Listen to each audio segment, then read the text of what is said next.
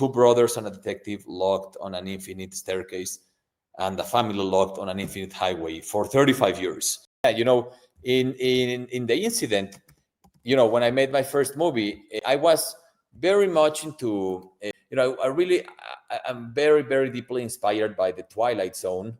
So, I grew up when I was a teenager. I used to watch one episode every night, and I'm also very much obsessed with the theme of like the passage of time and with alternate realities and parallel universes. So I wrote actually two other scripts that were more into the sci-fi vein, and I had no idea how the film industry worked in Mexico or what needs to happen to get a film off the ground.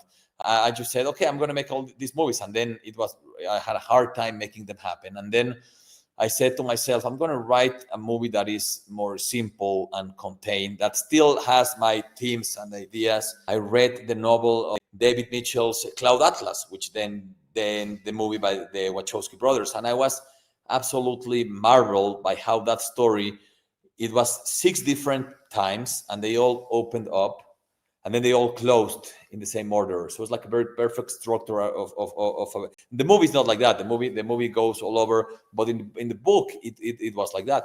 So I said I want to write a movie that is just like that.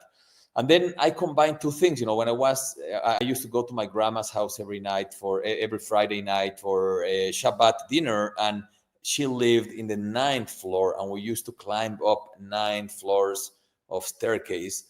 And my father used to tell me, I always wanted to take the elevator, and my father would say, no, you take the stairs because you don't make exercise. So I always remained thinking, what would happen if one day after the 9th floor, you would go to the 1st floor again? Like, how would that feel? And then much later, I saw a book where I saw an image of 2 kids walking in a highway. And I decided that maybe that could be combined with the idea of the staircase.